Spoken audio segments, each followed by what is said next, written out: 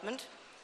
Second of all, to talk about why we should be interested in e-commerce as a subsector of the industry, as Bayelsa State is.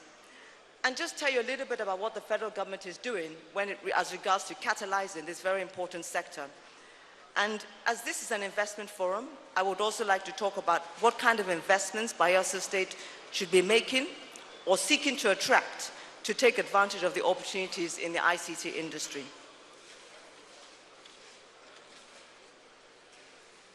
Next slide, please. So with the rebasing of our GDP, the services sector now contributes about 56% to GDP. This is a revelation for this country. What is more interesting for us today is that the ICT sector is the second largest contributor in the services sector, contributing about 17% to GDP. But it would actually be bigger than that when you look at, like I said earlier, ICT actually facilitates the growth of the financial and insurance sector, the education sector, public administration. So the contribution of ICTs to GDP is actually much more than the 17%, services sector is much more than the 17% that you see. Now, when the ministry was created by President Goodluck Jonathan in 2011, we did an assessment, next slide, we did an assessment of the industry, and this is what the industry looked like. You may not be able to see everything, but it basically is a representation of the relative size and growth prospects of the subsectors of the industry. And what you can see there, and we've used a traffic light symbol, red means low growth, amber means medium growth, and the green means high growth. And what you can see, even though you can't read all of this slide, is that the prospects for the growth of this industry are very high because there are a lot of greens and ambers. Secondly, you will see that the network operators and the telecoms industry dominates with good reason as well, because somebody just said that we had very successful mobile phone revelation, over 100 million subscribers in the country today and growing, and so that it does dominate with good reason. But the more important thing is that there are great opportunities for growth, for job creation, for wealth creation in almost every single subsector of the ICT industry. What you will see here on the next slide is what we expect the ICT industry to look like circa 2016, 2017. And what you will see there is an industry that is much more balanced. The size of the subsectors are very similar. And what is also important to notice here, if you can see the circle, what I've circled in that slide, is the value-added services. What we've shown here are the local companies that are making great strides in this industry.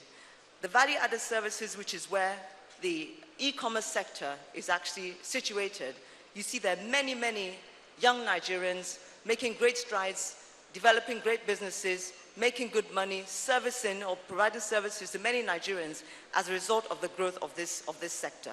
So what we're looking at 2016, 2017 is an industry that is less fragmented. There are many more local players and also it's a more balanced industry without any one sector dominating the other. The ICT ecosystem is one that is a source of tremendous opportunities. And really that's why when you're talking about youth employment, it is one that is tremendously attractive and also very easy to attract young people into developing businesses in this particular industry. The ICT ecosystem or the industry is one that encourages and rewards innovation, and without innovation, a country cannot grow. It is one that it is quite easy to increase the percentage of local content. We always talk about local content. Bayelsa is the state of trying to build. I know the Office of Nigeria Content is situated in Bayelsa in the oil and gas industry. We now have an Office of Nigeria Content situated in Abuja, maybe in Lagos or anywhere in Nigeria, but basically trying to encourage the growth of local companies because this is an industry that is growing so fast, tremendous opportunities, and we need to ensure that our local entrepreneurs are benefiting from this growth as well. It's an industry that can actually increase the percentage of domestic value add, whether it is software, hardware assembly, devices, whatever it is. It's an industry that can increase the domestic value add. And it is one, as we said, that has a great demand for skills, varying skills, low-end skills, medium-end skills, high-end skills. And of course, once you have skills, you can create jobs and you can create wealth.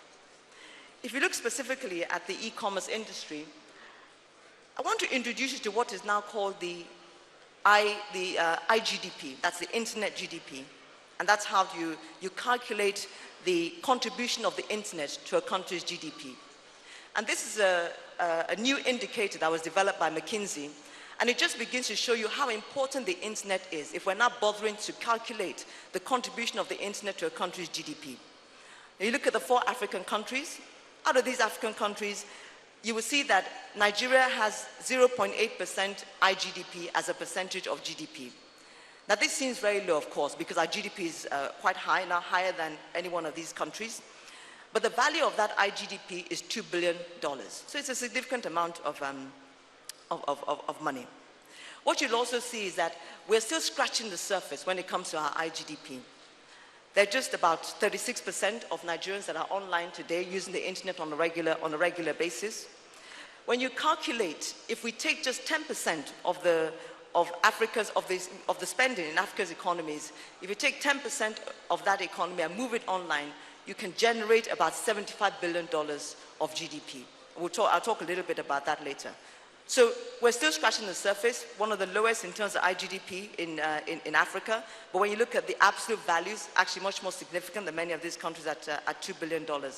And that is because there are still a number of things that are constraining our ability to increase our IGDP.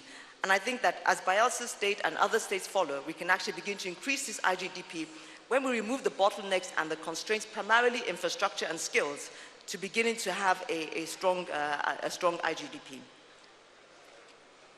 Next slide, please. Now, this begins to show you the market opportunity that we're sitting on today when it comes to e-commerce. And remember, e-commerce is just one subsector in this very large ICT subsector. This is in 2012, when you looked at all the e-commerce companies in Nigeria today, we're doing about 1,000 orders a day. About $100 was the average purchase size of a basket. In 2014, just within 2 years, it moved to 15,000 orders per day and $100 average basket. And so the average market size was about $550 million. And some of the names that you see there are names that are becoming household names. Konga, Jumia, Wakanow. You know, Wakanow, Timi talked about online travel agents. Wakanow, as an online travel agent, is actually the biggest travel agent in Nigeria today, whether physical or online. It's the largest. So it just begins to show you. And here we are with only 36 million Nigerians, 36% of Nigerians that are actually accessing the internet on a regular basis. So the potential market opportunity that we see is a market of about $10 billion. Now, the rest of the world has woken up to this opportunity. Today, there has been, up to date, there has been $200 million of foreign direct investment into these companies from outside Nigeria, very little from inside Nigeria, because people outside Nigeria are waking up or are seeing the opportunities in the e-commerce sector, the ICT sector, faster than we as Nigerians are seeing it. And we need to wake up. And I'm glad that Bayelsa State is actually waking up. So this is the e-commerce opportunity in Nigeria.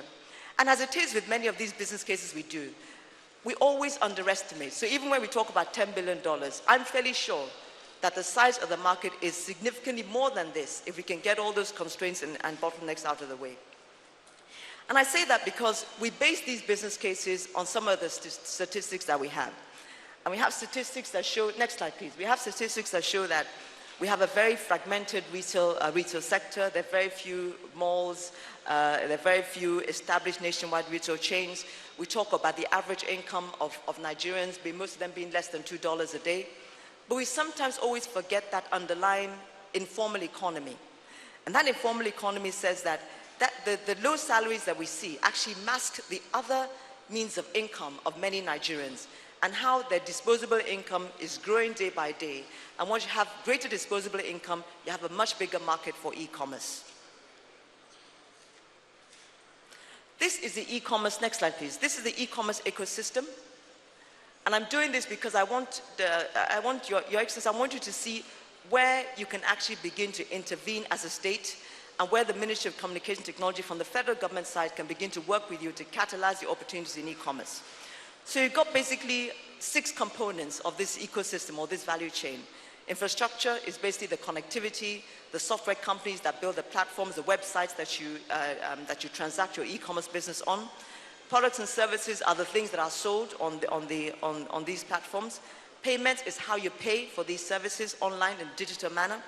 The warehouse and the logistics, even though you buy the goods online, they've got to be delivered. These are physical goods that must be delivered to a particular address in a particular location.